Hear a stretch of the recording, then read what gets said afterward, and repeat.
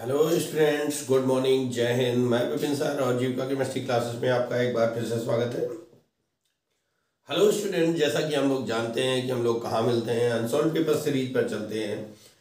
तो आज हम लोग अनसॉल्व पेपर सीरीज के अकॉर्डिंग कहाँ पर आने वाले हैं, सेट नंबर 7 पर, जो कि हमारा आज से लास्ट सेट होगा। यानी 2023 की सीरीज भी हमारी कंप्लीट हो जाएगी और इसके बाद हम कुछ बच्चे जो हमसे बायोलॉजी से जुड़े हुए हैं उनके बायोलॉजी के सेट लाने वाले हैं। ओके, तो आइए हम लोग शुरू करते हैं 2023 chemistry unsolve paper set number 7 347 CG। आज हम लोग सेट नंबर 7 को सॉल्व करने वाले हैं 347 CG पर। तो हम लोग शुरू करते हैं। एक सेकेंड। भाई मेरे अनसॉल्व में जो ये कोड है वो BZ पड़ा हुआ है, तो आप लोग चेक कर लीजिएगा कि CG है या BZ है। ठीक है, वैसे ये कुछ मिस्टेक्स लग रहा है, ऐसा होना नहीं चाहिए था। तो क्वेश्चन नंबर 1 का की बात करें, एक अंतः केंद्रित घनीय BCC एकक कोशिका में परमाणुओं की संख्या बराबर, सेकंड ऑप्शन सही है, 2 होती है। बट ये क्वेश्चन आउट ऑफ सिलेबस हो चुका है। पहला चैप्टर सॉलिड स्टेट है ना, सॉलिड स्टेट का ये क्वेश्चन है जो कि आपका आउट ऑफ सिलेबस है। नेक्स्ट क्वेश्चन की बात करें, पहले के खा की 3 ग्राम एसिटिक अम्ल 80 ग्राम बेंजीन में विलीन है, विलयन की मोललता होगी। 3 ग्राम एसिटिक एसिड जो है वो कहाँ पर 80 ग्राम बेंजीन में विलय किया गया है। तो आइए देखते हैं कि पहले तो मैं आपको बता दूं कि इसका ऑप्शन नंबर 3 सही है और 0.625 मोल Kg इनवर्स। कैसे आया होगा, मोललता को स्मॉल m से लिखते हैं हम। स्मॉल w 3 ग्राम है इंटू 1000 है अपॉन स्मॉल m चूंकि ग्लूकोज है तो 180 होगा इंटू, और 80 ग्राम बेंजीन है, 0 से 0 2 0 कैंसिल आउट हो जाएंगे, और 2 चौको 8 2 पंजे 10 5 15 15 बटे 18 18 का दशमलव लगाएंगे तो 50 हो जाएगा।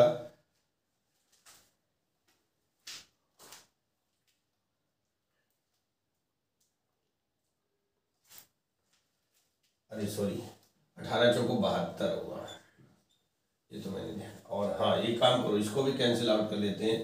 3 1 जा 1 3 8 जा 3 6 जा 18, तो 1/24।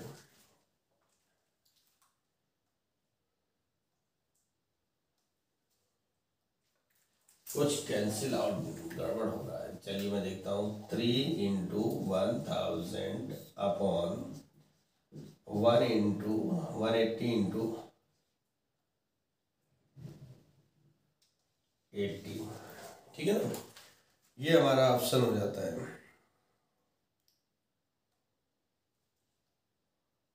ओ सॉरी यार, 3 ग्राम एसिटिक अम्ल है, एसिटिक अम्ल का अणुभार 60 होता है, यही मिस्टेक कर रहा था। 3 2 जा 6 2 5 जा 10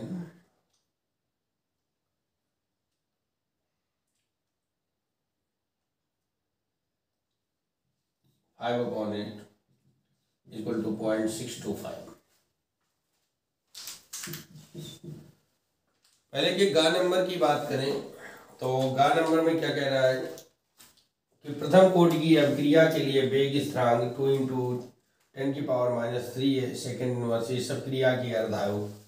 तो इसका सेकेंड ऑप्शन सही है, आंसर होगा 3.465 इंटू 10⁻²। सेकेंड कैसे होगा, अर्धायु ज्ञात करना है, T½ बराबर 0.693 अपॉन के 0.693 अपॉन ये दिया गया है 2 इंटू 2.0 इंटू 10⁻³ ठीक है। एक जीरो और इंक्रीज कर लें 200 हो जाएगा, ये पॉइंट से पॉइंट कैंसिल हो जाएगा। इसको अगर हम कैंसिल आउट करें तो 2 3 नहीं 2 4 5 2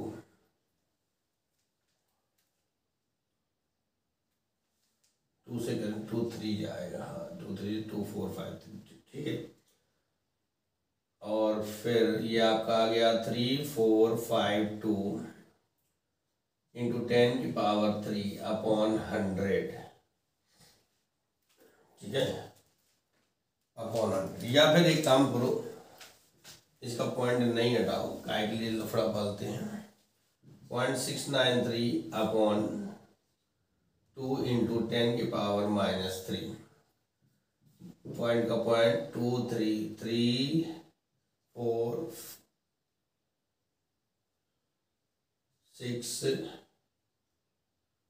5, तो 0.3465 इंटू 10 की पावर क्या प्लस का हो जाएगा, जिसे हम लोग 3.465 इंटू 10 की पावर 2 कर सकते हैं, है ना। ये हमारा हो जाएगा, ठीक है। नेक्स्ट बात करते हैं हम पहले के घा की। डीएनए में क्षारक उपस्थित नहीं होता, तो इसका फोर्थ ऑप्शन सही है, डीएनए में यूरेसिल नहीं होता। ये बेटा कई बार क्वेश्चन आया हुआ है, लगभग 3-4 सेट में आ चुका है। फिर है CH3, और ये इधर दिया गया है CH3 CH2 CH CH3 OH और CH3 का आयुपेशन। तो इसका फोर्थ ऑप्शन सही है, methyl hydroxyl butanal.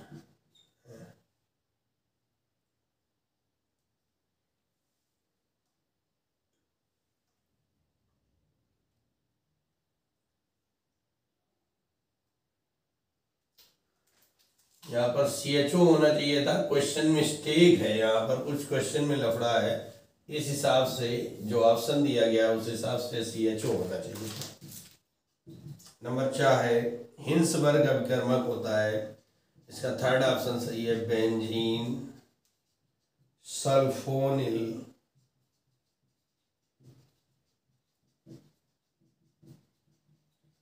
Benzene sulphonyl chloride होना चाहिए था, ठीक है ना, ये ऑप्शन में।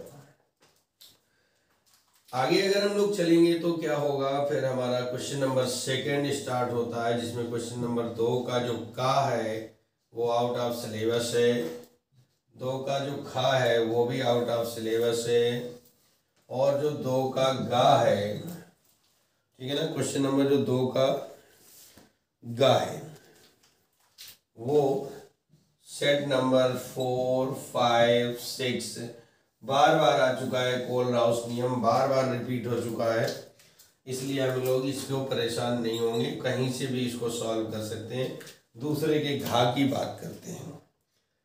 दूसरे के घा में क्या कह रहा है कि एक वैद्युत अनवघट के 2 ग्राम को 50 ग्राम बेंजीन में घोलने पर इसके हिमांक में 0.40 केल्विन की कमी होती है। हिमांक का अवनमन 0.512 केल्विन है। विलेय का मोलर द्रव्यमान, तो इसमें स्मॉल w की वैल्यू हो गई 2 ग्राम, और कैपिटल W जो भी की विलायक है, विलायक की वैल्यू है 50 ग्राम, और डेल्टा TF की वैल्यू है 0.40 केल्विन, और बेंजीन का हिमांक यानी कि अवनमन यानी कि KF equal to 5.12 kelvin kilogram पर मोल, और हमसे मोलर द्रव्यमान पूछा जा रहा है। तो आपको पता है मोलर द्रव्यमान M इक्वल टू क्या होता है, formula 1000 into KF into small w upon delta TF into capital W। Value रख देंगे 1000 इंटू KF की वैल्यू है 5.12 इंटू स्मॉल w है हमारा 2 ग्राम बटे डेल्टा TF आ गया है हमारा 0.40 इंटू कैपिटल W है हमारा 50 ग्राम। पॉइंट से पॉइंट हट जाएगा, 2 डिजिट है, दो जीरो से दो जीरो कैंसिल आउट करेंगे, दो एक दो, दो दूनी चार, दो पंजे 10, ये कैंसिल आउट हो जाएगा और तो कुछ होगा नहीं।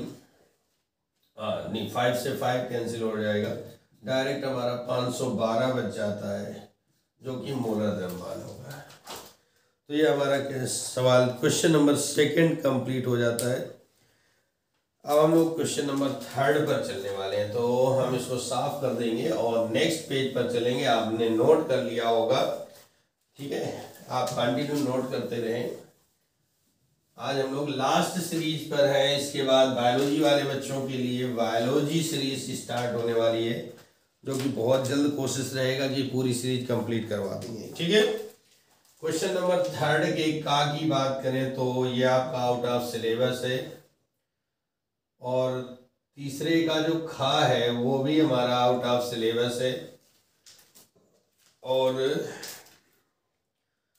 तीसरे का जो गा है ना, 3 का जो गा है, 3 के गा की बात करें, 3 के गा का फर्स्ट कह रहा NiCl4 2 माइनस अनचुंबकीय है, जबकि NiCO का होल 4 प्रतिचुंबकीय, यद्यपि दोनों ही चतुष्फलकीय हैं।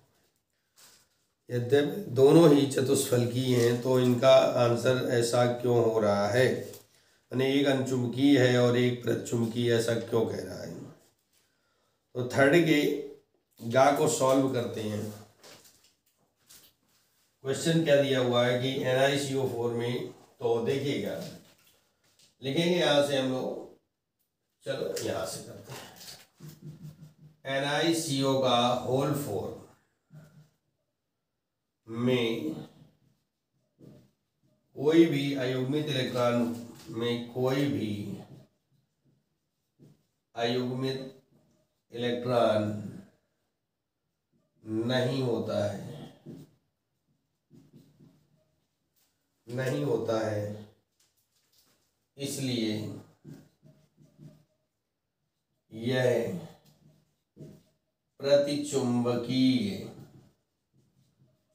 इसलिए यह प्रतिचुंबकीय व्यवहार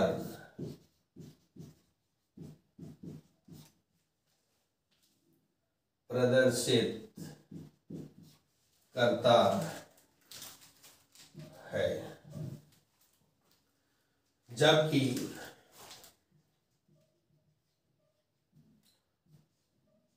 NiCl4 2 माइनस में अयुग्मित इलेक्ट्रॉन उपस्थित होने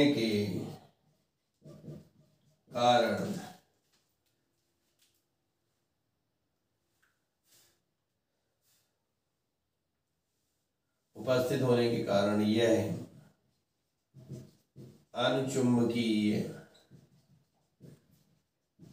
व्यवहार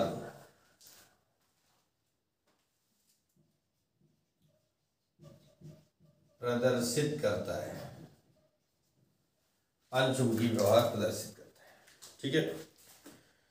तो ये हमारा क्वेश्चन कंप्लीट हुआ, और अब हम चलेंगे तीसरे के गा के सेकंड पार्ट पर। कह रहा है FeH2O का होल 6 3+ प्रबल अनचुंबकीय है, जबकि ये दुर्बल अनचुंबकीय है। सॉरी,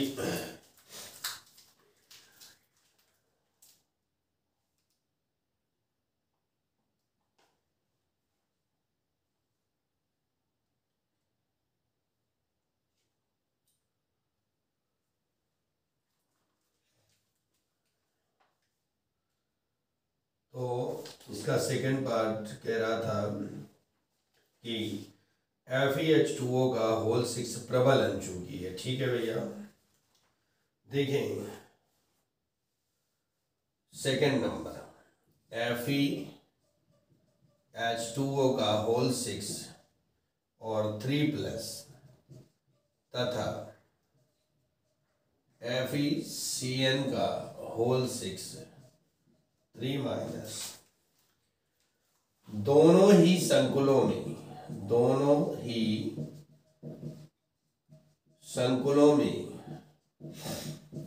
Fe की ON यानी ON ऑक्सीडेशन नंबर +3 है, ठीक है, +3 है, परंतु Cn माइनस प्रबल लिगेंड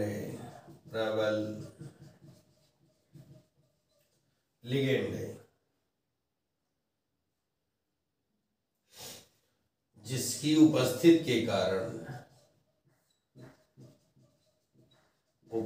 के कारण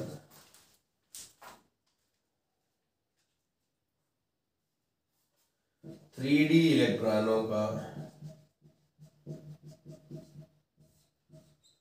युग्मन हो जाता है।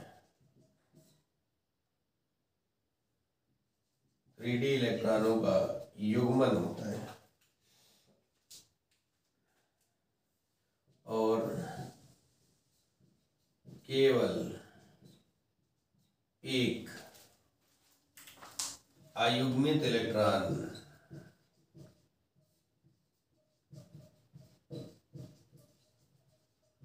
उपस्थित रहता है। इसलिए Fe Cn का होल 6 3 माइनस दुर्बल अनचुंबकीय व्यवहार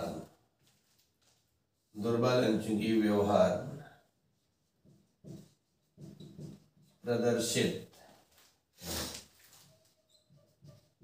करता है।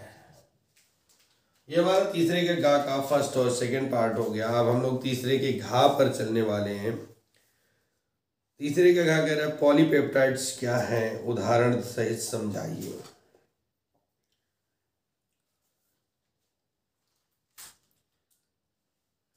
तो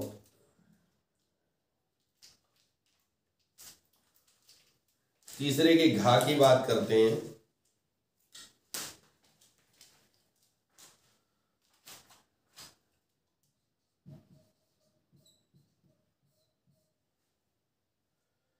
तीसरे का घा पॉलीपेप्टाइड्स क्या है, देखिए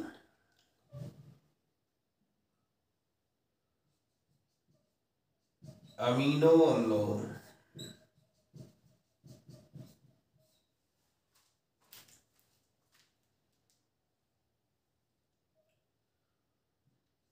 कि विशिष्ट क्रम में जुड़ने से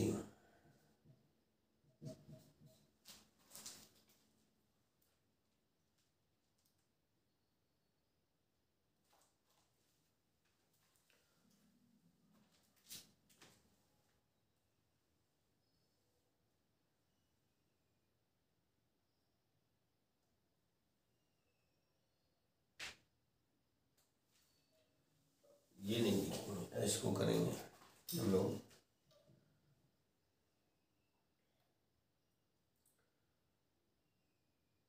नाइट्रोजनस बेस और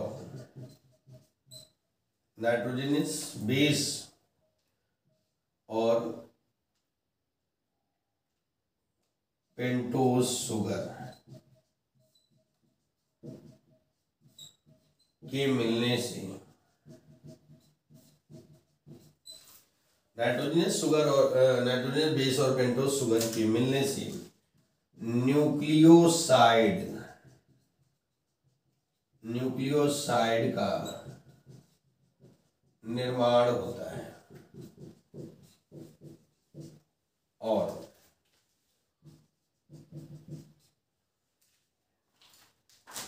न्यूक्लियोसाइड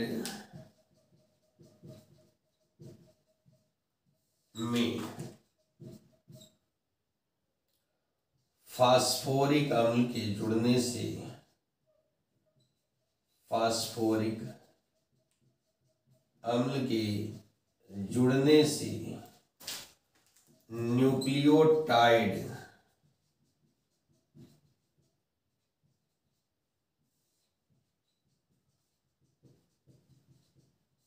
का निर्माण होता है और हजारों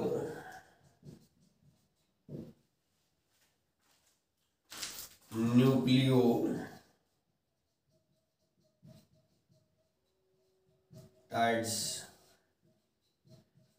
के जुड़ने से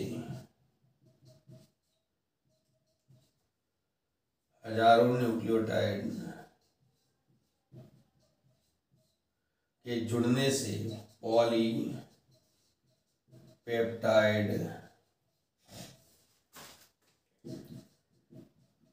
श्रृंखला का निर्माण होता है और दो पॉलीपेप्टाइड श्रृंखलाओं के मिलने से डीएनए का निर्माण होता है। और एग्जाम्पल में हम लोग डीएनए लिख सकते हैं जो कि दो पॉलीपेप्टाइड श्रृंखलाओं का बना होता है। तो हम लोग क्वेश्चन नंबर 3 कंप्लीट कर चुके हैं। अब हम लोग आने वाले हैं कहाँ पर, क्वेश्चन नंबर 4 पर आने वाले हैं। तो ऐसा करते हैं, आपने कॉपी कर लिया होगा, हम लोग इसको साफ कर लेते हैं और आगे बढ़ चलते हैं।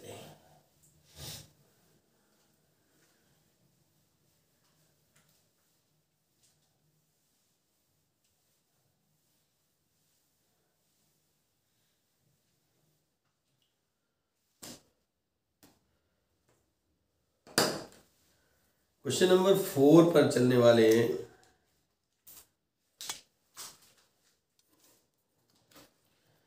क्वेश्चन नंबर 4 का 0.05 मोल पर लीटर NaOH के कॉलम का व्यास जो है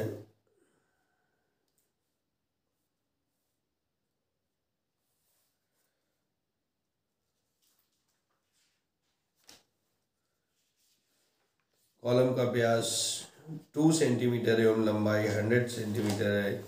विलयन की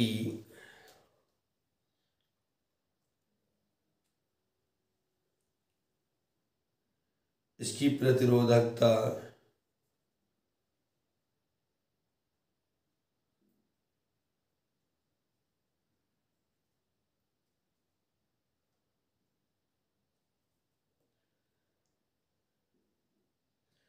और मोल चालकता एवं मोलर चालकता का परिकलन करना है। ठीक है, तो देखिएगा इसमें 0.05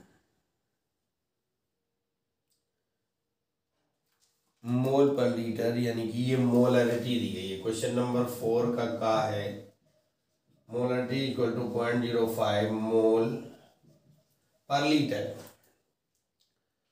कॉलम का व्यास दिया गया है 2 सेंटीमीटर, है ना।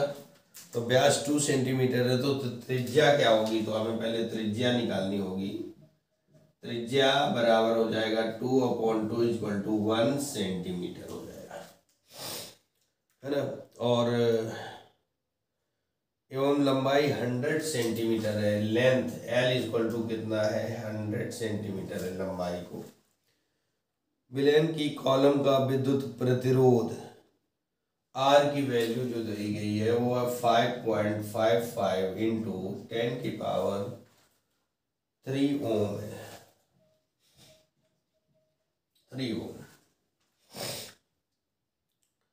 तो कह रहा है इसकी प्रतिरोधकता यानी कि रो बराबर आपसे पूछा जा रहा है। चालकता यानी कप्पा इक्वल टू आपसे पूछा जा रहा है। और मोलर चालकता यानी कि म्यू इक्वल टू आपसे पूछा जा रहा है। 3 चीजें पूछ रहा है, ठीक है ना। तो हम सबसे पहले क्या करते हैं कि इसका डायामीटर मिल गया, त्रिज्या मिल गई है, तो क्षेत्रफल निकाल लेते हैं सबसे पहले। तो क्षेत्रफल इक्वल टू, चूंकि तार जो होता है गोल होता है तो गोले का क्षेत्रफल पाई आर स्क्वायर होता है। तो पाई आर स्क्वायर के हिसाब से अगर हम फाइंड करते हैं तो पाई की वैल्यू क्या होती है, 3.14 होती है, और आर हमारा 1 सेंटीमीटर है, तो इसका मतलब 1 का वर्ग वही हो जाएगा, तो 3.14 सेंटीमीटर स्क्वायर, ये हमारा क्षेत्रफल आ जाएगा। अब हमको निकालना है प्रतिरोधकता। तो रो बराबर होता है R A upon L. R की वैल्यू है 5.55 इंटू ए की वैल्यू आ गई है 3.14। एल हमारा 100 सेंटीमीटर है। ठीक है, तो एल हमारा जब 100 सेंटीमीटर है तो भाई अब क्या बचता है, इसका मल्टीप्लाई बचता है, जो मैं आप लोग स्वयं कर सकते हो या डिवाइड कर सकते हो, छोड़ देता हूँ। सेकंड नंबर है आपका, इसी में कप्पा पूछ रहा है, तो कप्पा इज इक्वल टू क्या होता है, 1 अपॉन रो। ठीक है, कप्पा इज इक्वल टू क्या हो जाएगा, 1 अपॉन रो हो जाएगा। लेकिन अब रो की वैल्यू आप लोग कर सकते हो, रो की जो वैल्यू आएगी वो, चलो मैं करता हूँ। अच्छा, आपको इतना कष्ट नहीं दूंगा, आप अपनी पढ़ाई पर ध्यान दें। 5.55 इंटू 3.14, 4 पंजे 20, 4 पंजे 20 और 2 22, 4 पंजे 20 और 2 22, 555, 3 पचे 15, 3 पचे 15, 1 16, 3 पचे 15, 1 16, 0 5 2 7, 5 5 10, 2 12, 6 5 11, 2 13, 6 2 8, 8 5 13, 13 और 1 14, 6 1 7 1 और 0.4 अंक बाद ये आ जाएगा 17.4270/100 इक्वल टू आ जाएगा 0.174270, जिसे हम लोग 0.174 तक ही ले सकते हैं, जो कि ओम सेंटीमीटर होगा। अब क्या करना होगा कि कप्पा इक्वल टू, तो 1/0.174, पॉइंट हटाएंगे 1000 हो जाएगा, 3 डिजिट बढ़ जाएंगे। अब 174 का डिवाइड दे देंगे 1000 में, है ना, तो 5 टाइम्स जाएगा, तो 5 को 20, 5 7 35, 35 और 2 37 और 5 एकम 5 और 3 8, 0 10 में 7 गए 3, 9 में 8 गए 130 आ गया, दशमलव लगाया, 0 बढ़ाएंगे 119, 7 बार चला जाएगा, 7 चौको 28 और 7 7 49 और 2 51, 7 एकम 7 और 5 12, 10 में 8 गए 2, 9 में 1 गए 8 और इधर कुछ नहीं, 82 बचा, 0 हो जाएगा, 4 बार चला जाएगा, ये आ जाएगा 5.74। ठीक है, 5.74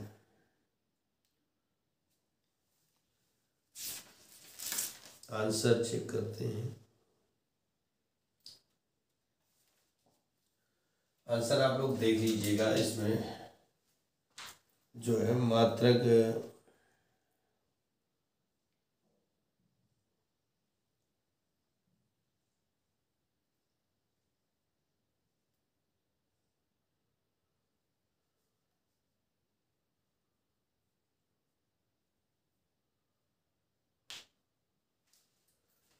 ओम इनवर्स सेंटीमीटर इनवर्स, और थर्ड है आपका, इसी में म्यू पूछ रहा है, म्यू, तो म्यू इक्वल टू क्या होता है, कप्पा इंटू 1000/m। ठीक है, तो कप्पा की वैल्यू आ गई 5.74 इंटू 1000/m की वैल्यू है 0.05। पॉइंट के 2 डिजिट से 2 डिजिट कैंसिल हो जाएंगे और ये आ जाएगा 200। तो 574 गुणे 200 बराबर आ जाएगा कि 2 चौको 8, 2 सत्ते 14 की 4, 2 पंजे 10 और 1 11 और 2 0, मोलर चालकता आ जाएगी।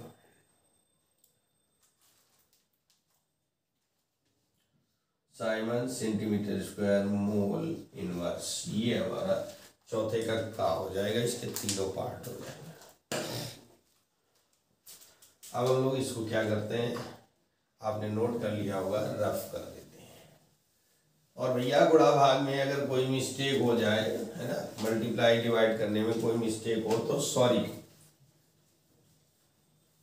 आप लोग कैलकुलेटर से चेक कर लीजिए, ठीक है। क्वेश्चन नंबर हम लोग 4 के खा पर चलेंगे।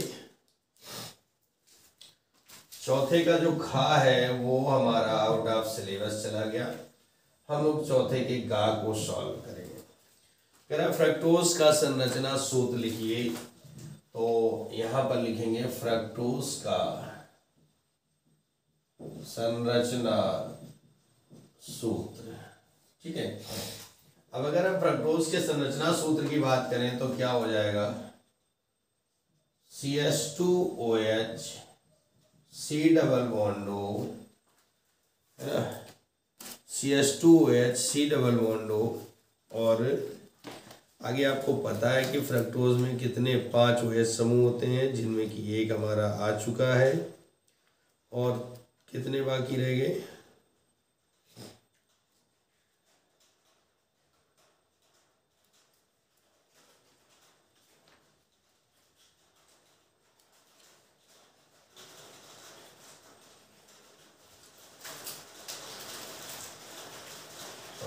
OH CH HCOH HCOH और CH2OH,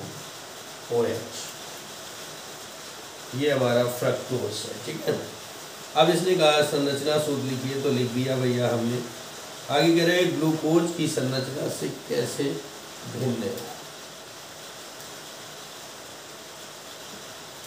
ग्लूकोज की संरचना से कैसे, तो एक पार्ट तो हमारा हो गया। तो ग्लूकोज की संरचना बनाते हैं भैया, CHO है, CHO। अगर ग्लूकोज में देखें तो क्या होगा,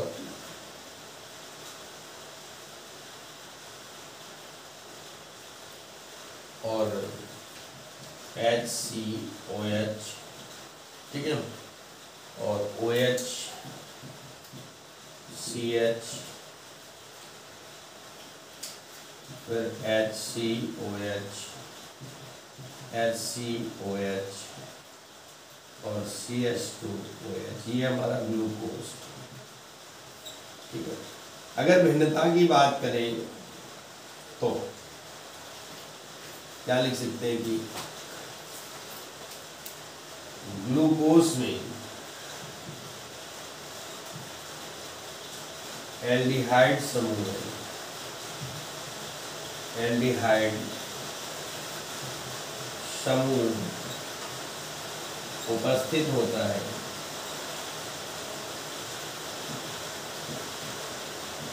जबकि फ्रक्टोज में कीटोन समूह, ठीक है। नंबर 2 की बात करेंगे, ग्लूकोज एल्डोज शर्करा है, जबकि फ्रक्टोज कीटोज शर्करा है।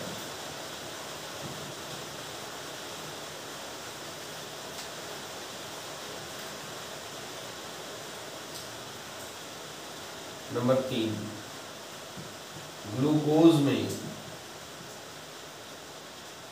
पहला कार्बन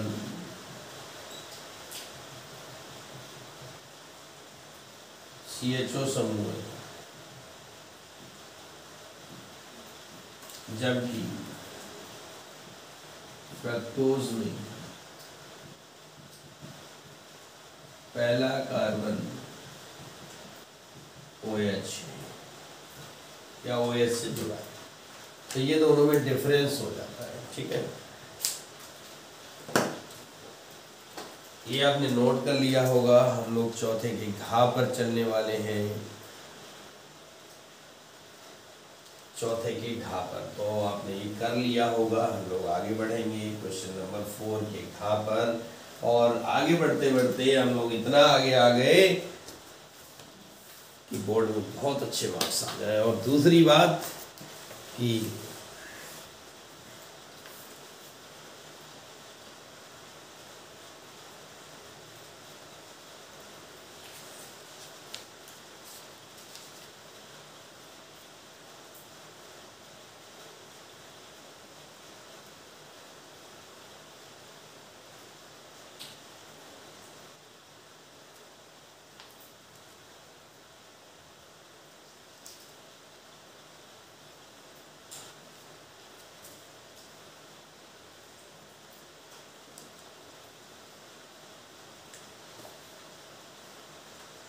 दूसरी बात ये कि हम लोग टेस्ट 2023 की सीरीज को कंप्लीट करने वाले हैं बहुत ही जल्द, थोड़े समय में। क्वेश्चन नंबर 4 का घा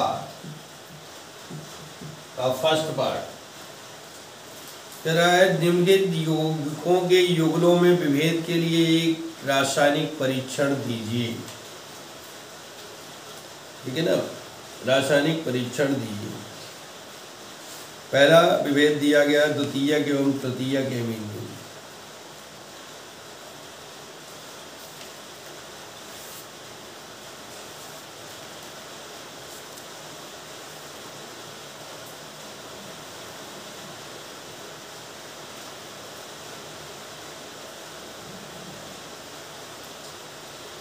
तो पहला है द्वितीयक एवं तृतीयक एमीन। द्वितीयक एवं तृतीयक एमीन। ठीक है, इसमें हमें ये बताना है, परीक्षण देना है, तो भैया हम इसको हिंसबर्ग परीक्षण के साथ सॉल्व कर सकते हैं। हिंसबर्ग परीक्षण के साथ सॉल्व कर सकते हैं। तो देखिए क्या लिखेंगे कि द्वितीयक एमीन, द्वितीयक एमीन, द्वितीयक एमीन जो होते हैं वो हिंसबर्ग अभिकर्मक के साथ, द्वितीयक एमीन हिंसबर्ग अभिकर्मक के साथ क्रिया करके, हिंसबर्ग अभिकर्मक के साथ क्रिया करके N di alkyl benzene, N di alkyl benzene, N di alkyl benzene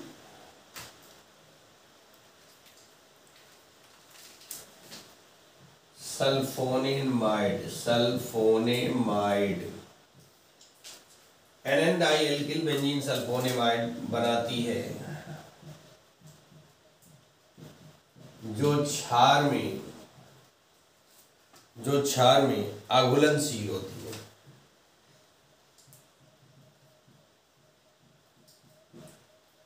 आघुलनशील है। तो देखिए क्या होता है,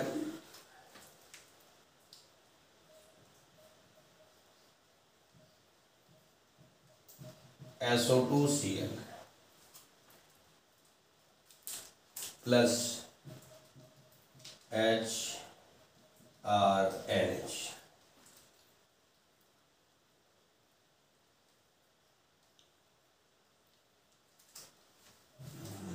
द्वितीयक एमीन लेना ना, तो NR2 ये होगा। ठीक है, ये benzene sulphonyl chloride, benzene sulphonyl chloride, और इसी को हम लोग कहते हैं हिंसबर्ग अभिकर्मक। ठीक है,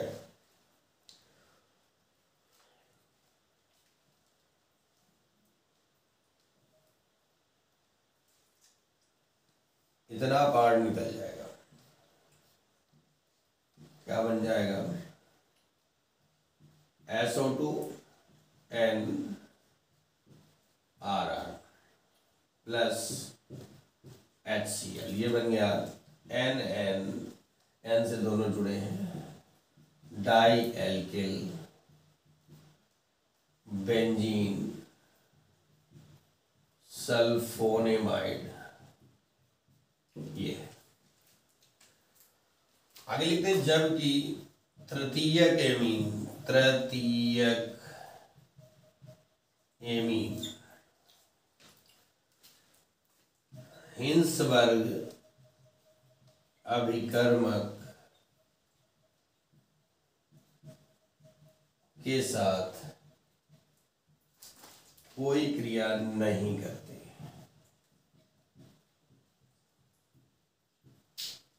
कोई क्रिया नहीं करते। ठीक है, आप लोग कॉपी करिए और हम लोग चलते हैं आगे।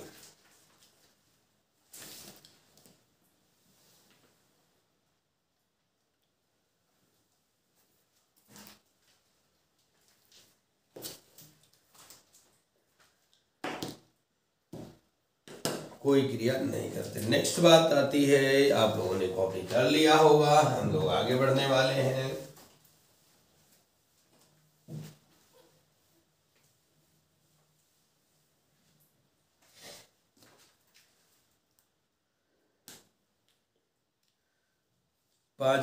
चौथे के घा के सेकंड पार्ट, चौथे का घा का सेकंड पार्ट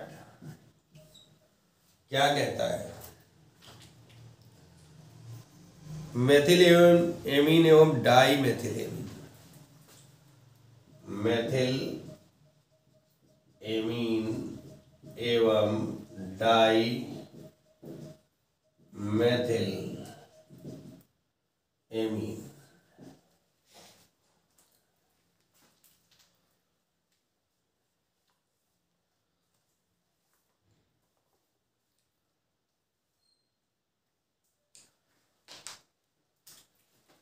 इसको हम कार्बिल एमीन, एक सेकेंड,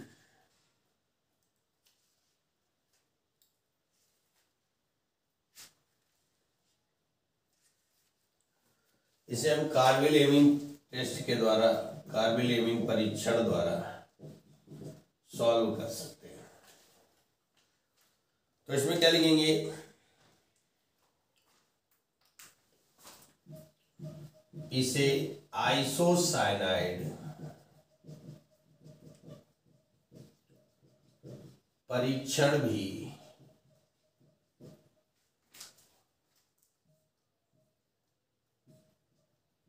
कहा जाता है। आइसोसाइनाइड परीक्षण भी कहा जाता है क्योंकि कार्बिल एमीन अभिक्रिया में प्राथमिक एमीन अभिक्रिया करके, ये देखिए 1 डिग्री एमीन है और ये 2 डिग्री एमीन है ना, प्राथमिक अभिक्रिया करके आइसोसाइनाइड बनाते हैं, इसलिए इसको जो है हिंसबर्ग कार्बिल आइसोसाइनाइड परीक्षण भी कहते हैं। क्योंकि जब क्षार की उपस्थिति में क्लोरोफॉर्म के साथ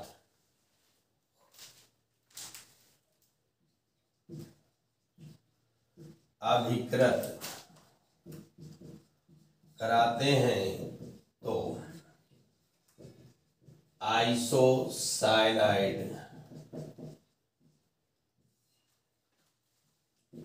बनता है, आइसोसाइनाइड बनता है।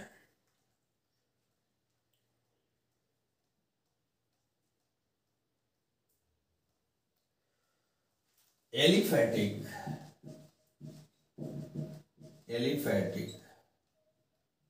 व एरोमेटिक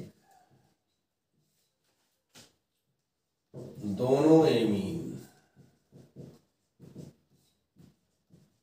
यह परीक्षण देते हैं, परंतु द्वितीयक व तृतीयक एमीन यह परीक्षण नहीं देती। तो एग्जाम्पल के तौर पे जैसे हमने एलिफैटिक एमीन लिया तो हमने ले लिया C2H5NH2 और इसकी क्रिया हम क्लोरोफॉर्म CHCl3 प्लस 3KOH के साथ कराते हैं। ठीक है, तो जब हम इसके साथ कराएंगे तो आइसोसाइनाइड बनेगा C2H5NC plus 3KCl plus 3H2। दूसरे एग्जाम्पल में मान लो हमने ले लिया एरोमेटिक यौगिक C6H5NH2 एनिलीन, तो CHCl3 प्लस 3KOH एरोमार्क बन जाएगा C6H5NC प्लस 3KCl और प्लस 3H2। ठीक है, ये दोनों काम हो जाते हैं।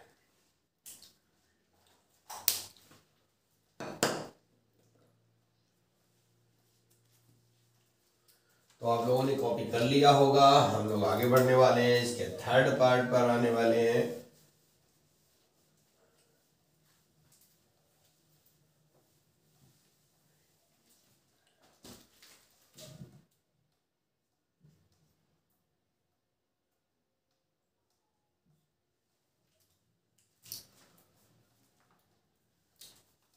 एथिल एमीन एवं एनिलीन। एथिल एमीन एवं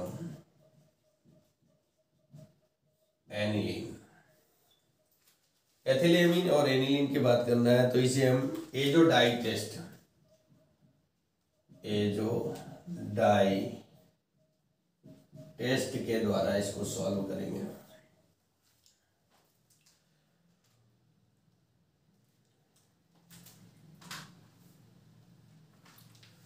यह टेस्ट एरोमेटिक एमिनो की पुष्टि के लिए किया जाता है, कि पुष्टि के लिए किया जाता है जब एरोमेटिक एमीन को HNO2 के साथ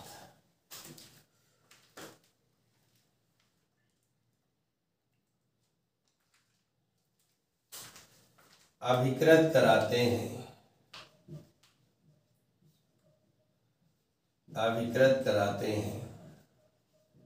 तो डाईएजोनियम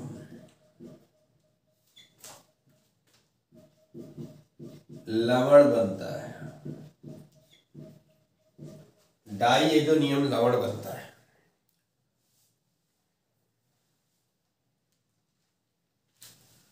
यह डाईएजोनियम लवण, यह डाईएजोनियम लवण बीटा नेप्थॉल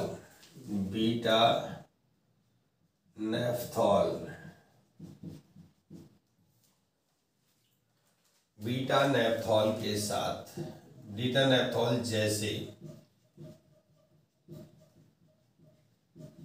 अल्कोहल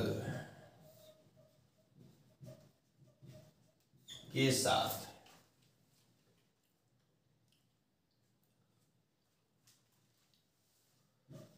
मिलकर एक नारंगी डाईएजो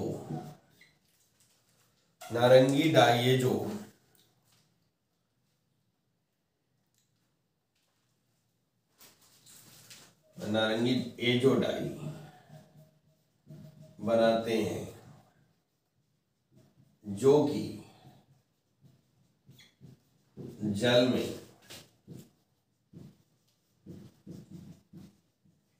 अघुलनशील है, जो कि जल में अघुलनशील है। देखो क्या होगी रिएक्शन।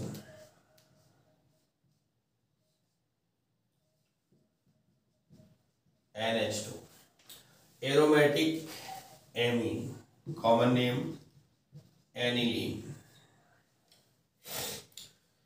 की क्रिया उसने कहा HNO2 के साथ, तो HNO2 और HCl के साथ कराते हैं तो कह रहा है डाई एजोनियम लवण बनता है N2+Cl-। ये बेंजीन डाई एजोनियम क्लोराइड बन गया, बेंजीन डाई एजोनियम क्लोराइड बन जाता है। जो कह रहा है क्या, ये डाई है जो बीटा नेप्थॉल जैसे, ठीक है, प्लस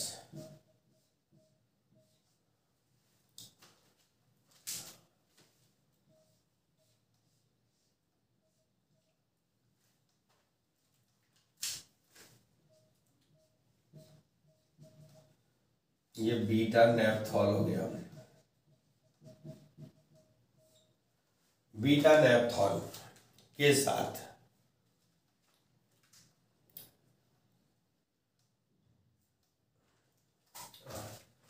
यहां पर थोड़ा ये फिनॉल होगा, एल्कोहल ने फिनॉल के साथ मिलकर एक नारंगी डाई ये जो बनाता है।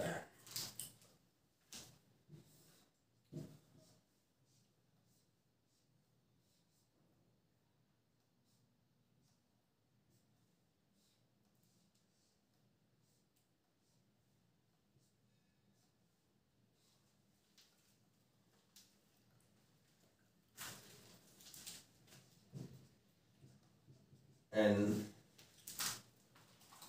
डबल बॉन्ड N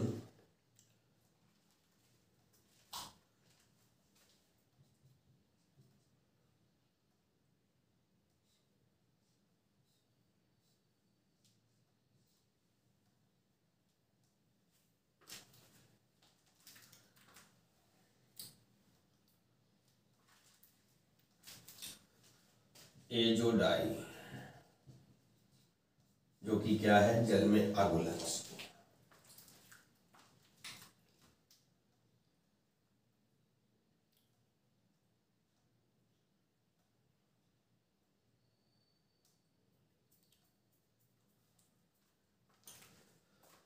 जबकि प्राथमिक एमीन यह परीक्षण नहीं देते, और एथिलेमीन जो है वो हमारा प्राथमिक एमीन है, ठीक है। तो भैया इस तरीके से हम लोगों ने क्वेश्चन नंबर 4 को कंप्लीट कर लिया है। अब हमारा क्वेश्चन नंबर 5 पर चलने वाले, यहाँ पर कॉपी करें। और फिर एक बार कहूँगा, रह रवे राही रह न जाना राह में, अब तेरी हिम्मत की चर्चा गैर के महफिल में। कहने का मतलब है कि तैयारी पर लगे रहो और सबसे ज़्यादा टॉप नंबर पे लाओ, और नंबर जब आ जाए, रिजल्ट आ जाए, तो भाई मेरे दोस्तों जो लोग मुझसे हेल्प ले रहे हैं या मैं जिनकी हेल्प कर पा रहा हूँ, मैं सौभाग्यशाली हूँ कि आपकी मैं हेल्प कर पा रहा हूँ और आप मेरे वीडियो से अपना आंसर पेपर सॉल्व कर पा रहे हैं। तो अच्छी बात है कि आप लोग बढ़िया मेहनत लाएं, और मुझे बहुत खुशी होगी आप अपना रिजल्ट ज़रूर बताएं, अपनी मार्कशीट मुझे व्हाट्सअप करें।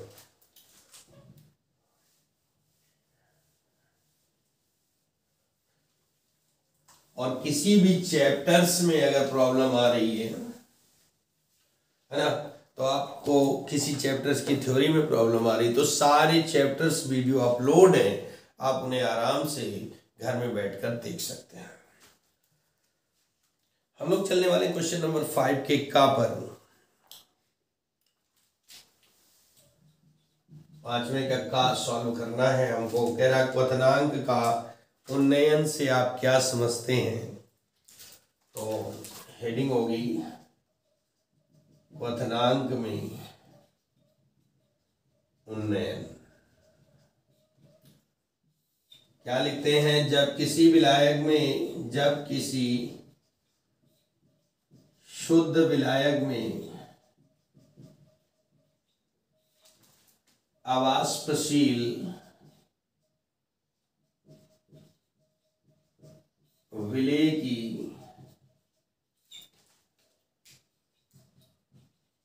अल्प मात्रा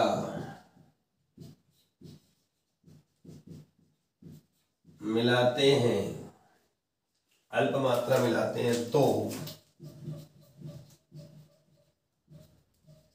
उसके क्वथनांक में हुई वृद्धि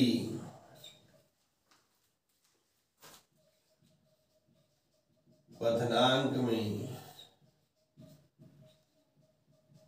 उन्नयन कहलाती है।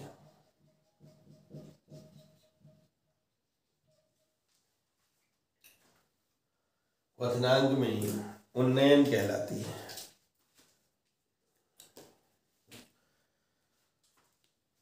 इसे डेल्टा टीवी से लिखा जाता है।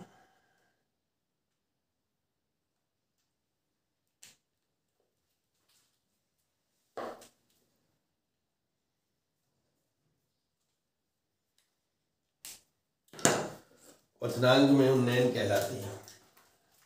तो इसका फॉर्मूला बनता है m=1000 into KB into small w upon delta TV into capital W, जहां m विलेय का मोलर द्रव्यमान, विलेय का मोलर द्रव्यमान, स्मॉल w विलेय की मात्रा, कैपिटल W विलायक की मात्रा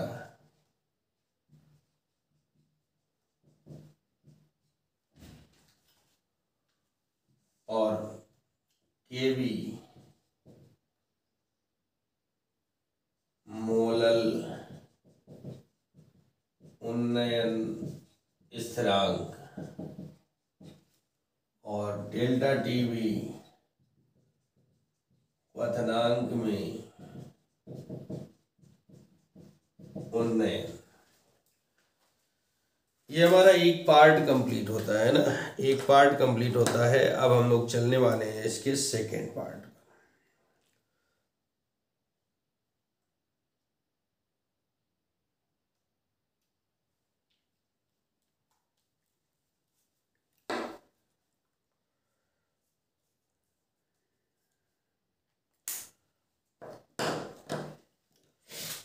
सेकेंड पार्ट पर इसी का सेकेंड इसमें न्यूमेरिकल जोड़ा गया है कि एक द्रव का क्वथनांक 350 केल्विन है, 2 ग्राम अवाष्पशील माने स्मॉल w बराबर 2 ग्राम है, विलेय को 100 ग्राम विलायक में कैपिटल W बराबर 100 ग्राम हो जाएगा।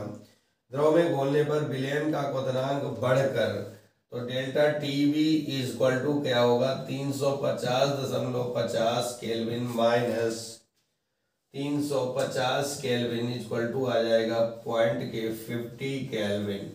इतने की वृद्धि हो गई है। तो विलेय के मोलर द्रव्यमान यानी m की गणना करना है और kb का मान दिया गया है 2.50 केल्विन किलोग्राम पर मोल। ठीक है, अब हम लोग इसको सॉल्व करने वाले हैं। तो क्या सॉल्व करेंगे देखिएगा भैया। m=1000 into KB into small w upon delta TV into capital W। तो मैं इधर कर रहा हूं, आप लोग नीचे करेंगे, आप लोग नीचे करेंगे। ये हो जाएगा 1000 इंटू के वी, और के वी की वैल्यू है 2.50 इंटू स्मॉल डब्ल्यू है हमारा 2 ग्राम बटे डेल्टा टीवी की वैल्यू है 0.5 इंटू और कैपिटल डब्ल्यू है हमारा 100 ग्राम। पॉइंट के 2 डिजिट से पॉइंट के 2 डिजिट कैंसिल आउट हो जाएंगे।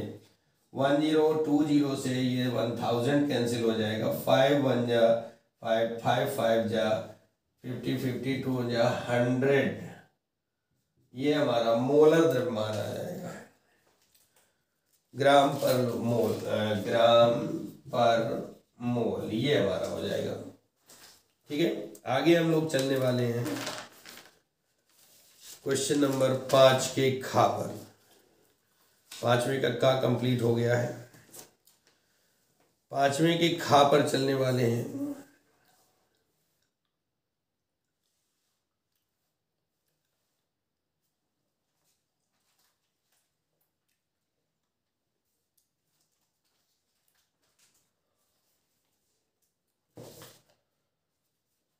पांचवें के खा में कह रहा है प्रथम कोड की अभिक्रिया से आप क्या समझते हैं।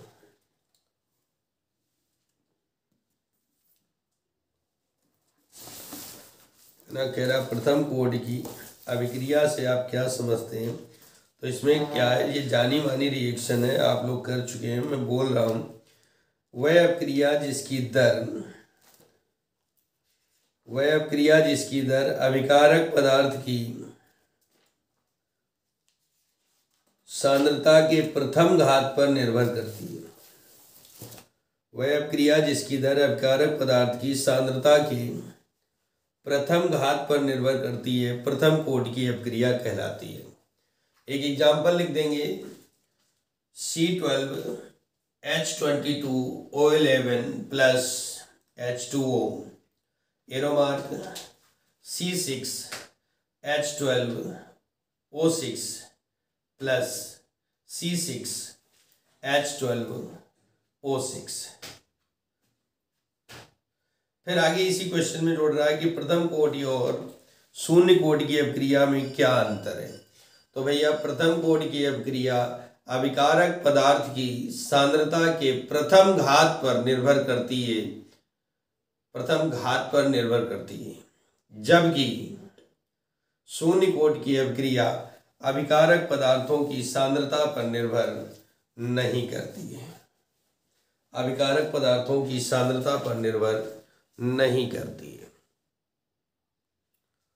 तो हम लोग पांचवें के खा पर थे, जिसमें जो थ्योरी जुड़ी हुई थी वो मैंने आपको बोल दिया था। अब देखिए इसमें अभिक्रिया दी गई है 2N2O5 N2O4 2N2O4 plus O2।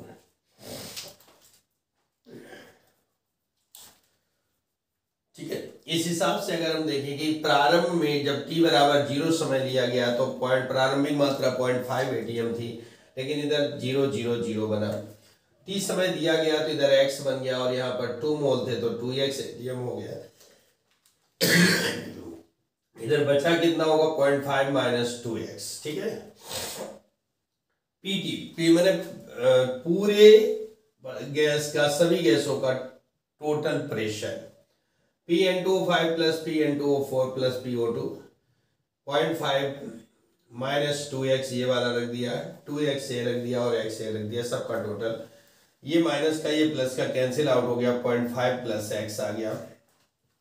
x बराबर पक्षांतर किया तो PT माइनस 0.5 हो गया। अब PN2O5 अगर हम निकालेंगे इसका तो 0.5 माइनस 2x ये था, इसमें हमने x की वैल्यू रख दी PT 0.5, 2 का अंदर मल्टीप्लाई किया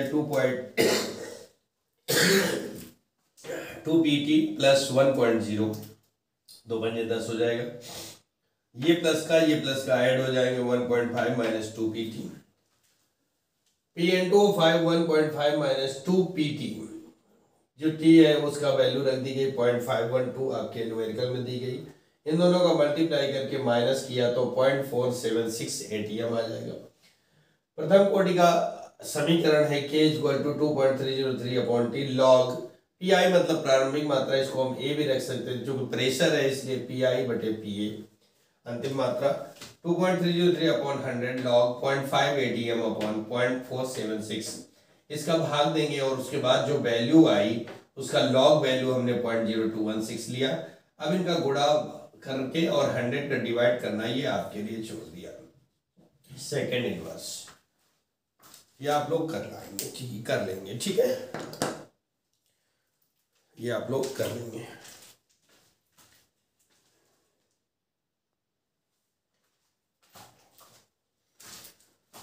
इसी श्रृंखला में हम लोग 5वें के गा पर चलने वाले हैं।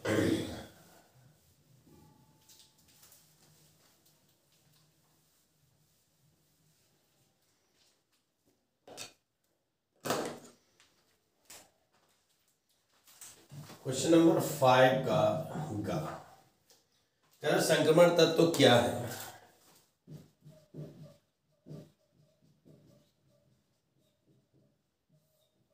तो डी ब्लॉक तत्वों को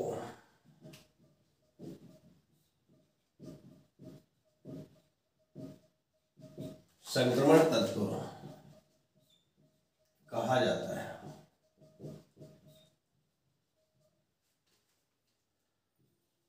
अर्थात वे तत्व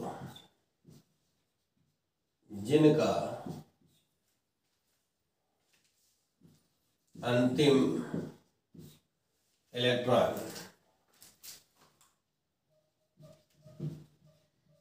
डी कोश में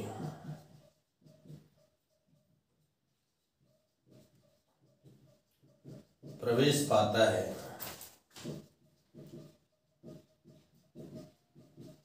संक्रमण तत्व कहलाते हैं। इनकी बाह्य दो कोशें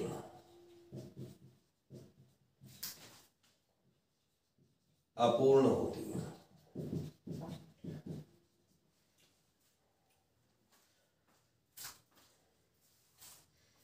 इनकी 4 श्रेणियां हैं। 3D श्रेणी, नंबर 2 4D, नंबर 3 5D और नंबर 4 6D श्रेणी। उसने कहा आगे कहा प्रथम संक्रमण श्रेणी के तत्वों के नाम और उनके इलेक्ट्रॉनिक विन्यास। अच्छा भाई, प्रथम संक्रमण श्रेणी में आपका आता है 3D श्रेणी। इसमें आपका पहला है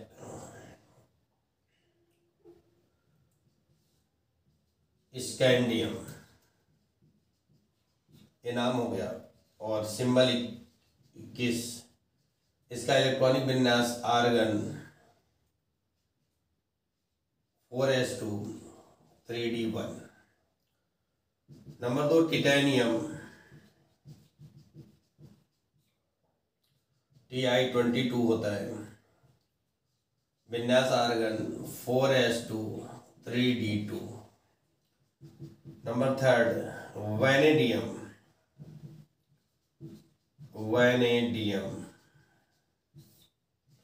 V23 होता है, आर्गन 4s2 3d3। नंबर 4 पर क्रोमियम होता है, क्रोमियम Cr24 होता है, विन्यास करेंगे आर्गन 4s1 3d5। ये अपवाद की श्रेणी में है। मैग्नीज होता है, Mn25 होता है, आर्गन 4s2 3d5। छठवां इसका फेरस होता है यानी आयरन होता है, Fe26 होता है, आर्गन 4s2 3d6। सातवां कोबाल्ट होता है, CO27, argon 4s2 3d7 nickel होता है Ni28 होता है, आर्गन 4s2 3d8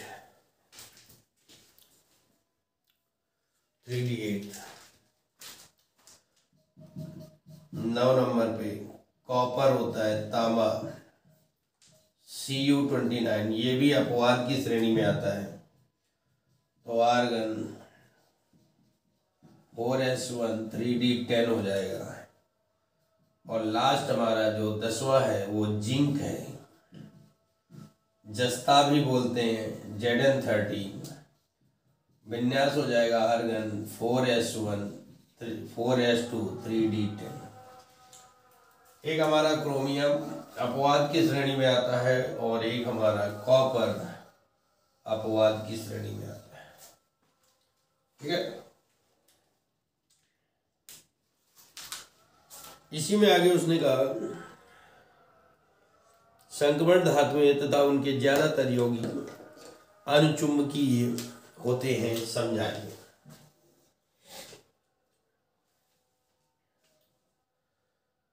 संक्रमण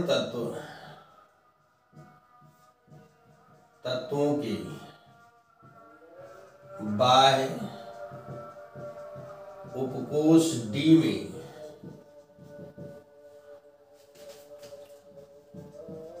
अयुग्मित इलेक्ट्रॉन उपस्थित होने के कारण यह अनुचुंबकीय व्यवहार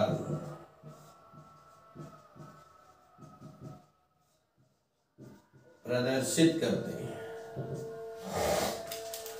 अनुचुंबकीय व्यवहार प्रदर्शित करते हैं। पांचवें का गा भी कंप्लीट हो गया। अब हम लोग पांचवें के, आप लोगों ने नोट कर लिया होगा, मैं आगे चलता हूं।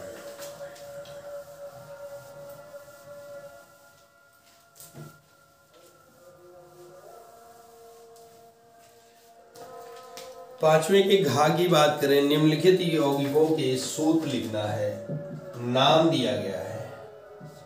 पहला है टेट्रा कार्बोनिल निकेल 0। तो इस हिसाब से क्या होगा, निकेल हमारा केंद्रीय धातु होगा और टेट्रा कार्बोनिल यानी CO होता है का होल 4, ये आंसर है। सेकंड नंबर है डाइक्लोरोबिस, डाइक्लोरोबिस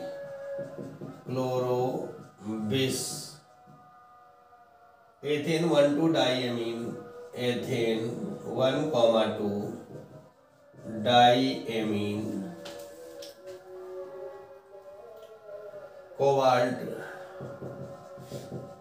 कोबाल्ट थर्ड क्लोराइड, ये हमारा क्वेश्चन है।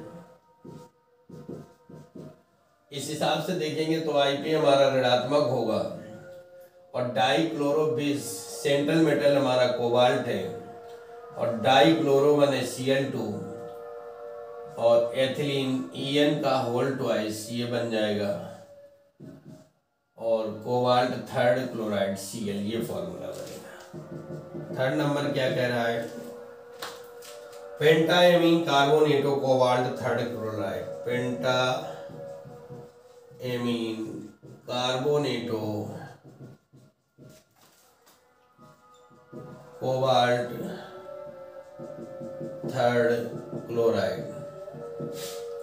तो सेंट्रल मेटल हमारा कोबाल्ट है और पेंटाएमीन है NH3 का होल 5, पेंटाएमीन कार्बोनेटो, कार्बोनेटो अभी और है तो CO3 लगेगा कार्बोनेटो का, और कोबाल्ट थर्ड क्लोराइड तो 2 और Cl 1 हो जाएगा।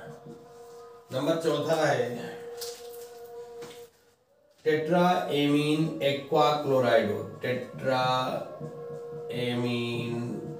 Aqua क्लोराइडो,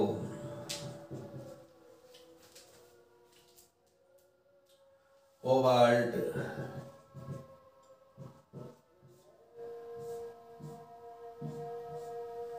third chloride. देखिए इसमें क्या है, tetraammine aqua chloride, central metal हमारा ये रहा CO।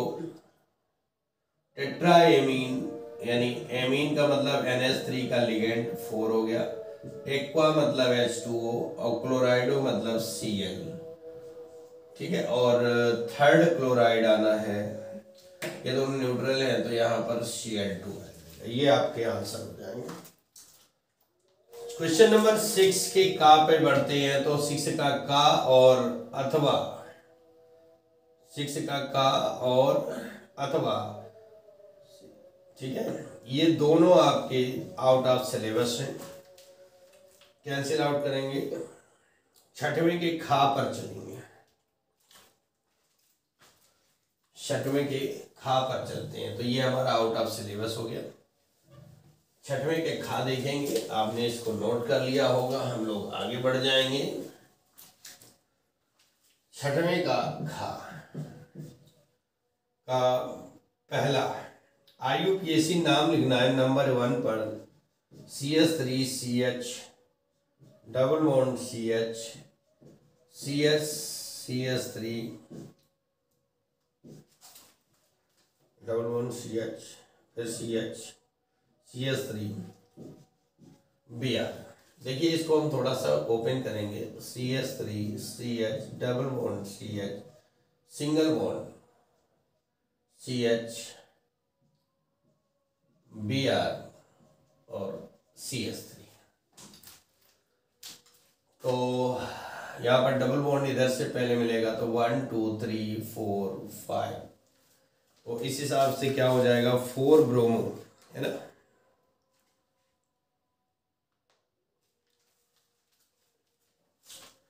इसका नाम हो जाएगा 4 ब्रोमो, 5 कार्बन है पेंट, 2 नंबर पे डबल बॉन्ड है पेंट 2 नंबर 2 पर है देर है CH3 का होल थ्राइस CH2Br। इसको ओपन करें तो क्या बनेगा CH3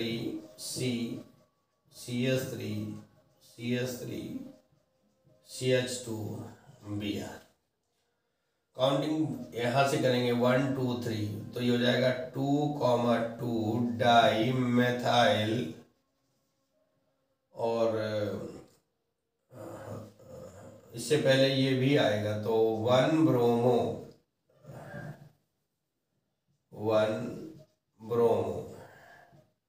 2 di methyl propane.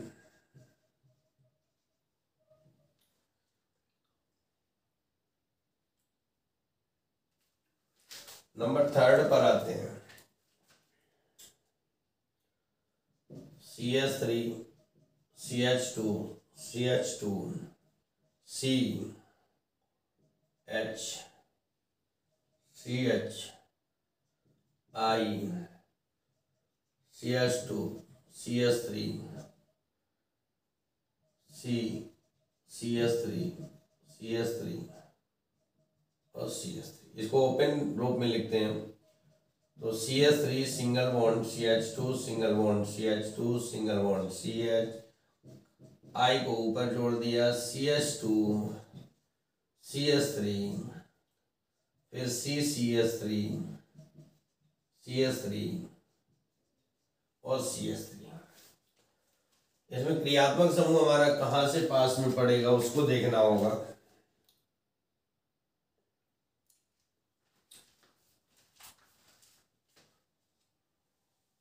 One 2 3 4 5 6 7, ये 4 1 2 3 4 कार्बन है तो इसका नाम हो जाएगा 4 टर्सरी ब्यूटाइल और 3 आयोडो, 4 टर्सरी ब्यूटाइल 3 आयोडो और बाकी का सब सिंगल बॉन्ड से जुड़ा हुआ है, हेप्टेन हो जाएगा, हेप्टेन। नंबर 4 पर देखते हैं, उन्होंने दिया CH3 का whole twice CBr CH2 CH3। अगर इसको हम ओपन में लिखेंगे तो क्या आएगा, CH3 C CH3 Br CH2 CH3। गिनती यहां से होगी 1 2 3 4, तो ये आ जाएगा 2 ब्रोमो 2 मेथिल और 4 कार्बन का ब्यूट होता है, तो ब्यूटेन। नंबर 5 की बात करें, CH3 का होल थ्राइस CCl, तो क्या होगा, CH3 CH3 CH3 Cl 1 2 3, ऐसे काउंटिंग हो जाएगी, तो ये बन जाएगा 2 क्लोरो 2 मेथिल प्रोपेन। बढ़िया क्वेश्चन था।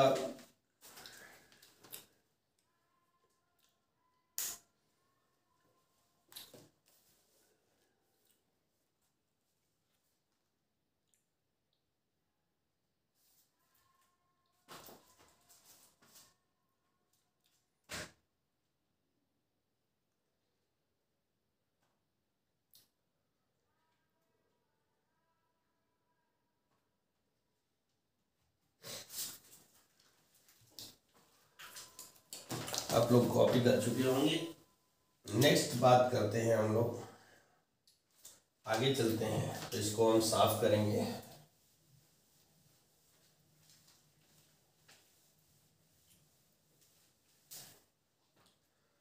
और हम पहुंचेंगे कहाँ पर, छठवें के खा के अथवा अथवा कारण सही समझाइए। एल्कोहल तथा KI की अभिक्रिया में सल्फ्यूरिक अम्ल का उपयोग नहीं करते हैं। तो पहला आंसर होगा सल्फ्यूरिक अम्ल।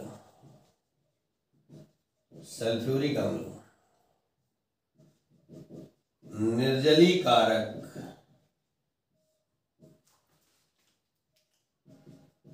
की भांति कार्य करता है और यह अल्कोहल से जल के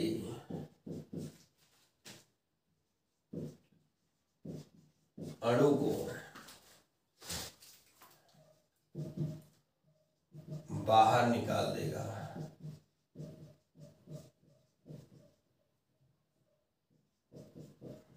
इसलिए H2SO4 का प्रयोग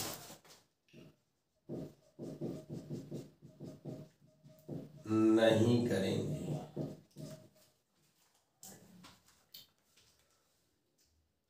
नंबर 2, सेकंड कह रहा है हेलोकेन की केसियन से अभिक्रिया करके मुख्य उत्पाद के रूप में एल्किल साइनाइड बनाते हैं। ठीक है भाई।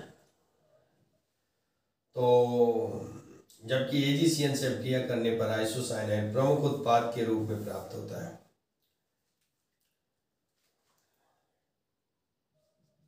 CN समूह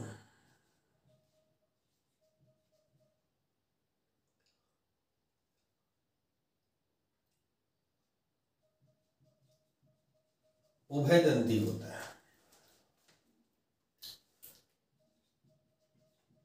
इसलिए जब KCN से क्रिया कराते हैं तो यह एल्किल साइनाइड देता है।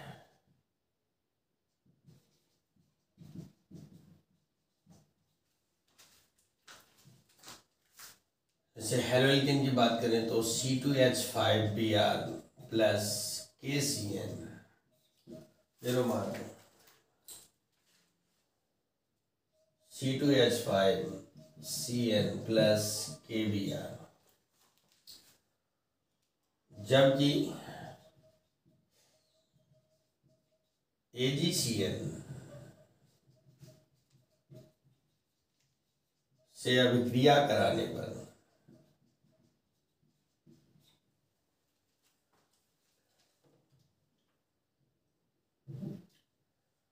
यह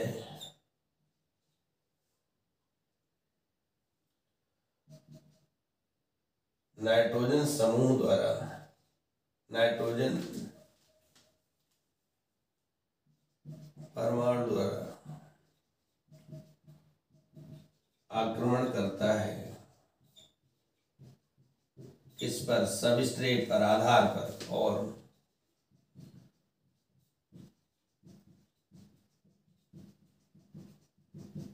आइसोसाइनाइड बनाता है। तो C2H5Br plus AgCN, arrow mark, C2H5NC plus AgB।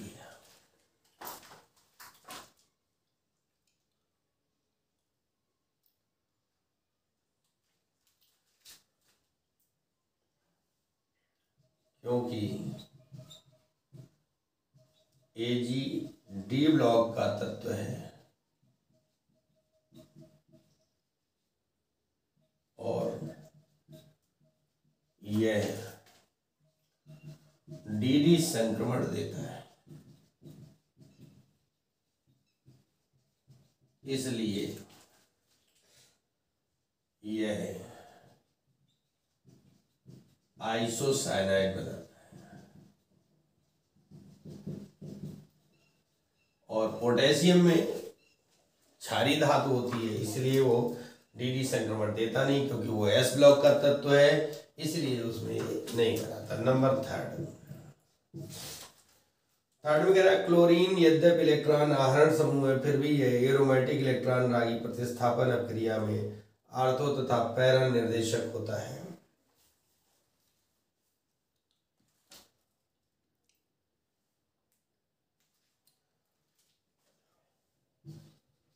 Chlorine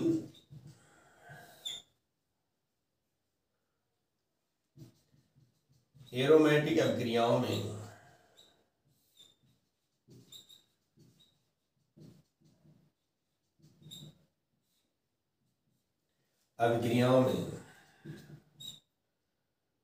ortho तथा पैरा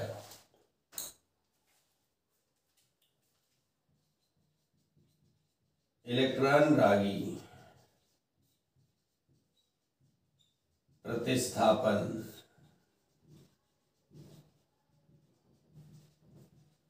अभिक्रिया देता है,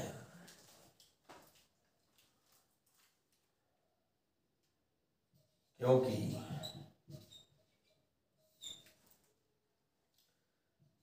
यह एरोमेटिक यौगिक के पाई बंध से, पाई इलेक्ट्रॉन से जुड़ जाता है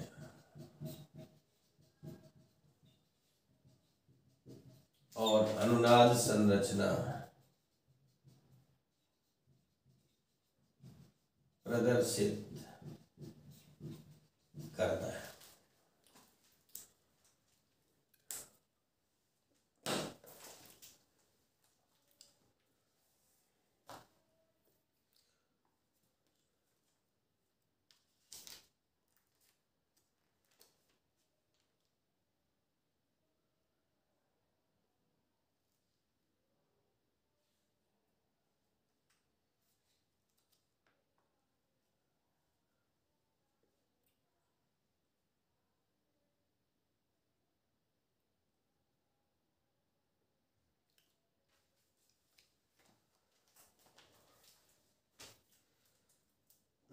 थोड़ा सा संशोधन करेंगे कि अल्कोहल से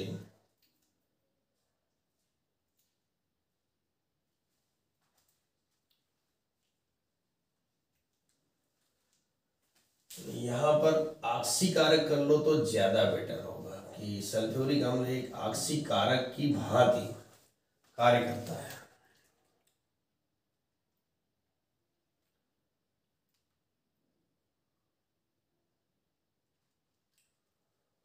ऑक्सीकारक की भांति कार्य करता है। तो ये आपका और छोटा हो जाएगा, इतना लंबा नहीं लिखना पड़ेगा, इसलिए थोड़ा सा मिस्टेक थी, इसलिए H2SO4 का प्रयोग नहीं करते हैं।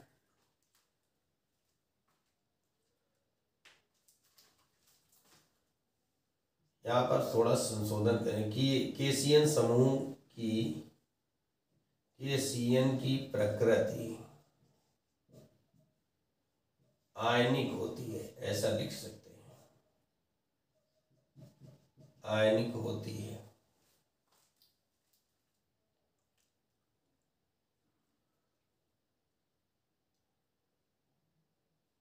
इसलिए जब केसीएन से क्रिया कराते हैं तो एल्किल साइनाइड बनता है, राइट है। जबकि एजीसीएन की प्रकृति, ऐसे लिखो इसको तो ज्यादा बेटर होगा, की प्रकृति सहसंयोजी होती है।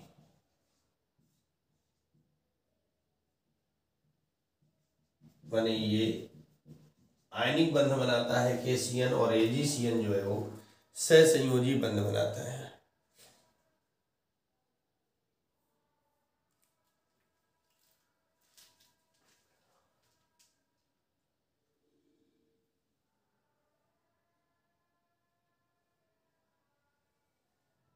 फलस्वरूप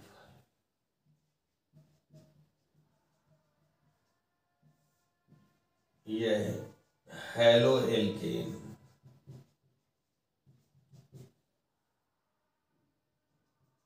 से क्रिया द्वारा आइसोसाइनाइड बनाता है। इतना लंबा ना लिखो, छोटा कर लो, आपके लिए आसान हो जाएगा।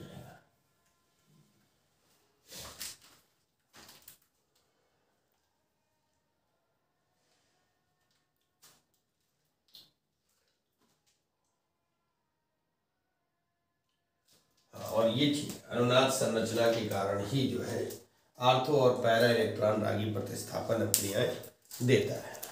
अब ठीक है, छोटा हो गया आपका आंसर, ऐसे बड़ा हो रहा था। अब हम इसको साफ करेंगे और आपने नोट कर लिया होगा, तो हम लोग आगे बढ़ सकते हैं। 7वें की का पर चलते हैं। अभी भी हमारे 4 लॉन्ग आंसर सॉल्व करना बाकी है। 4 लॉन्ग आंसर अभी हमारे बाकी हैं, तो हम लोग चलते हैं 7वें की का पर। 7वें का कह रहा है निम्नलिखित अभिक्रियाओं के लिए केवल रासायनिक समीकरण दीजिए। प्रोपेन 1 ऑल का क्षारीय KMnO4 के साथ ऑक्सीकरण। प्रोपेन 1 ऑल CH3CH2OH, ये प्रोपेन 1 ऑल है। इसका कह रहा है क्षारीय KMnO4 के साथ ऑक्सीकरण करवाना है, तो भैया ये बनाएगा CH3CH2 प्रोपेनल बना देगा। क्या बनाएगा? प्रोपेनल हो जाएगा, और यहां से -H2O निकल। दूसरा है फिनॉल की जलीय NaOH की उपस्थिति में क्लोरोफॉर्म के साथ अभिक्रिया। फिनॉल रिएक्शन के लिए रिंग बनाएंगे भैया, OH और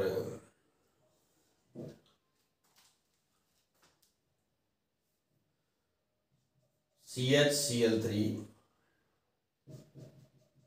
NaOH के साथ क्रिया कराएंगे, सैलिसैल्डिहाइड बनाएगा OH और CHO।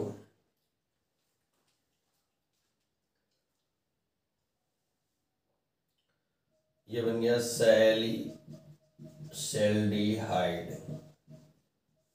सैलिसिलिक। थर्ड नंबर पर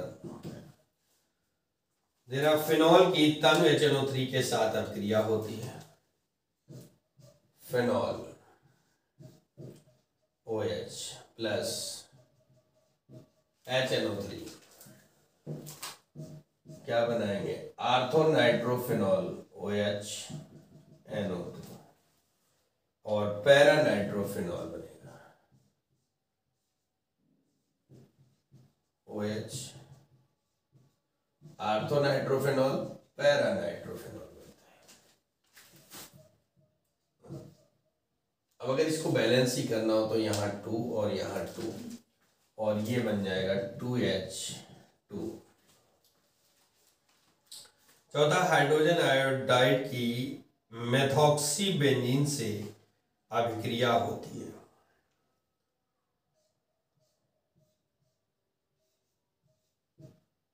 OCH3 मेथॉक्सी बेंजीन की क्रिया हम HI से कराते हैं।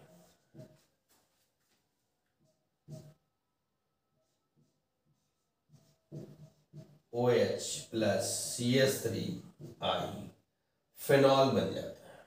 ये फिनॉल हो गया। और नंबर 5 पर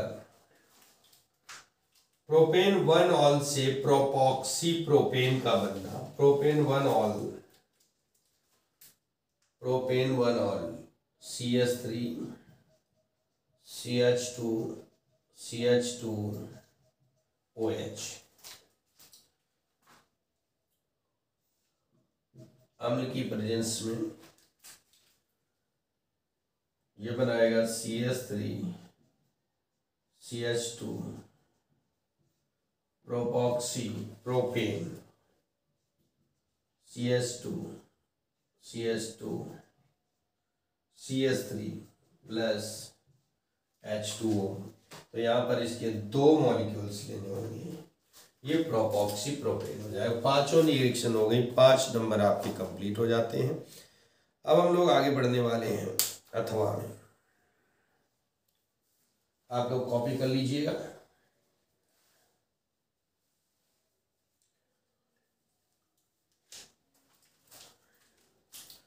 अब इसको साफ करेंगे और आगे बढ़ जाएंगे।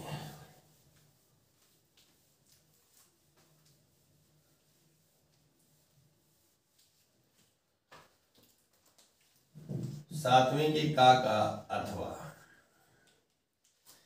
निम्नलिखित परिवर्तनों को किस प्रकार किया जा सकता है? केवल रासायनिक समीकरण। एथिल मैग्नीशियम क्लोराइड से propane 1 all. Ethyl magnesium chloride यानी C2H5MgCl से बनाना है प्रोपेन 1 ऑल। इसको ना फॉर्मल्डिहाइड से रिएक्ट करवाते हैं। किससे? फॉर्मल्डिहाइड से। तो CH3 CH2 देखो इसमें बन जाएगा। इसको मैं थोड़ा सा ऐसा लिखता हूं तो आपको ज्यादा समझ में आएगा। CH3 CH2 ठीक है। CH3 CH2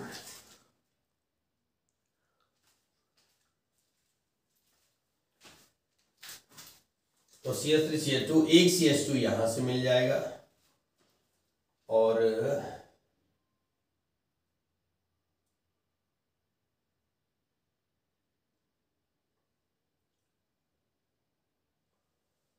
OH plus MgOH और Cl। तो CH3 CH2 CH2 और इसमें वाटर मॉलिक्यूल्स। ये number 2।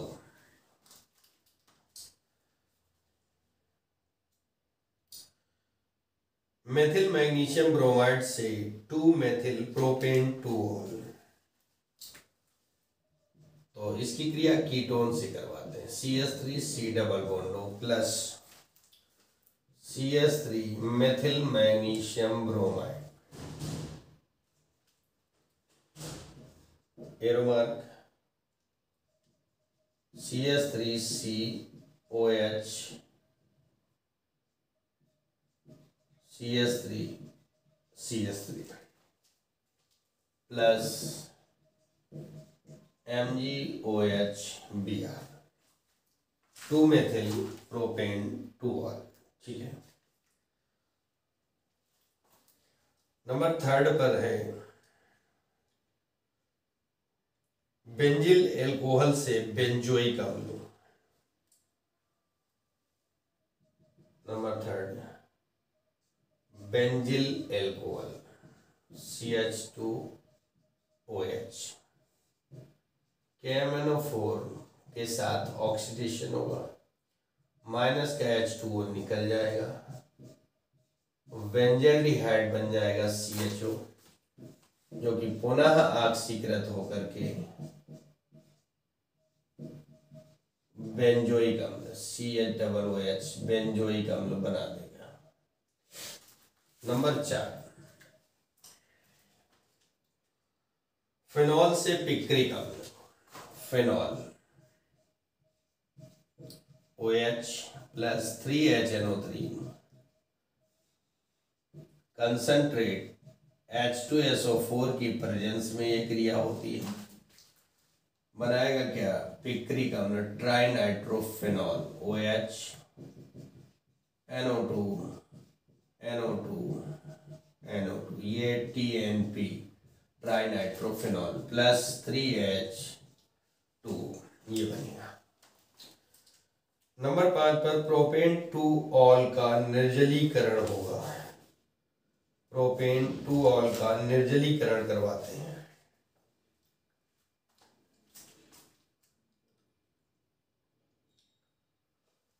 Number 5 CH3 CHOH propane 2 all का निर्जलीकरण होगा, और निर्जलीकरण जो है हम लोग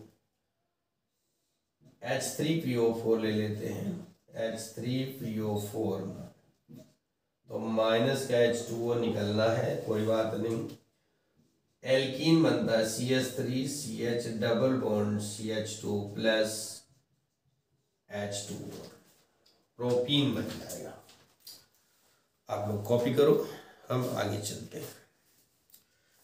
अभी भी हमारे 2 लॉन्ग क्वेश्चंस बाकी हैं।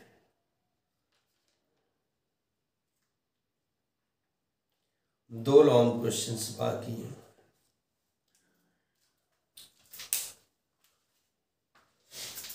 हम इसको साफ कर देते हैं।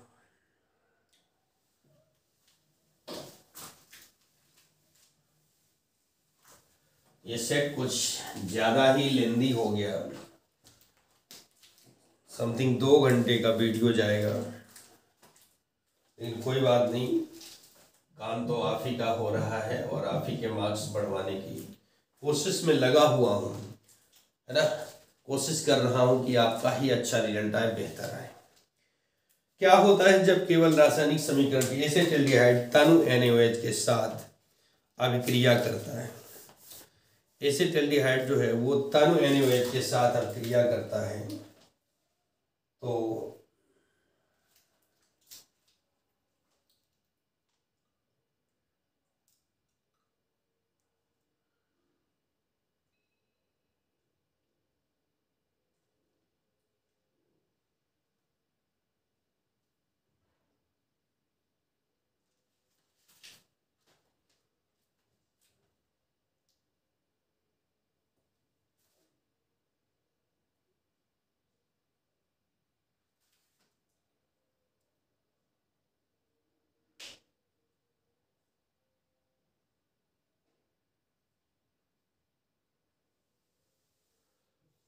To CH3CHO acetaldehyde plus NaOH arrow mark बनेगा CH3CH2OH plus CH3COO Na।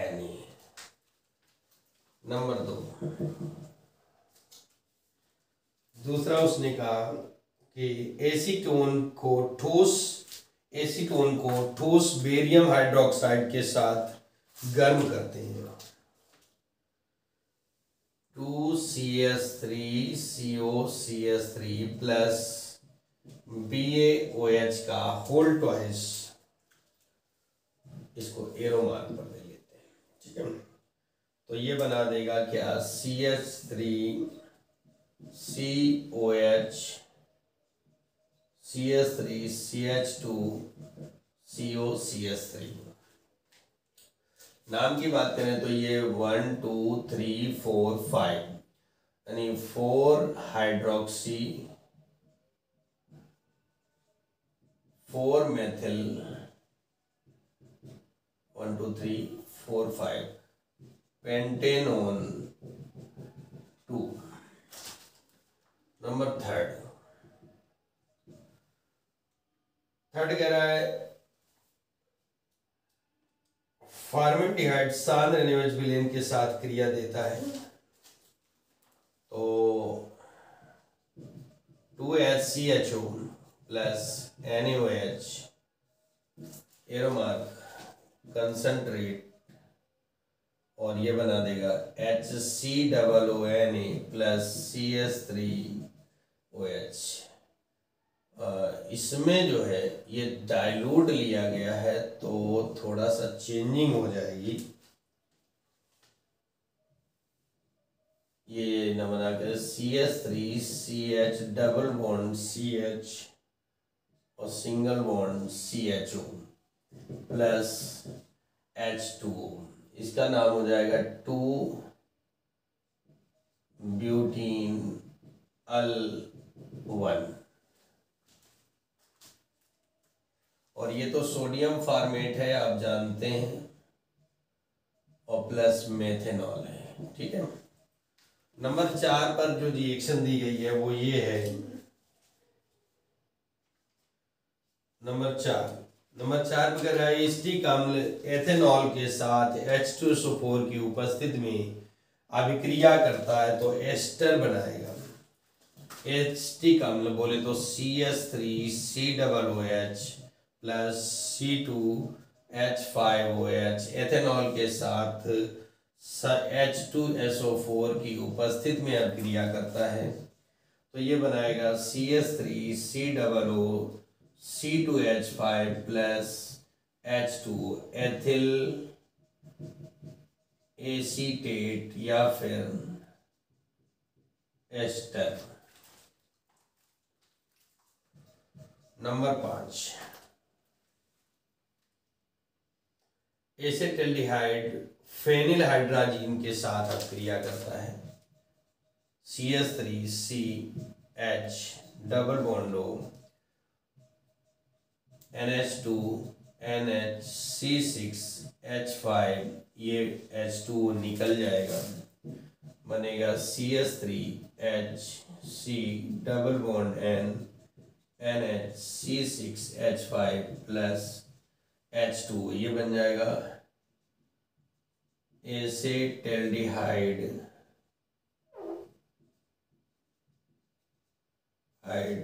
Phenyl hydrazone.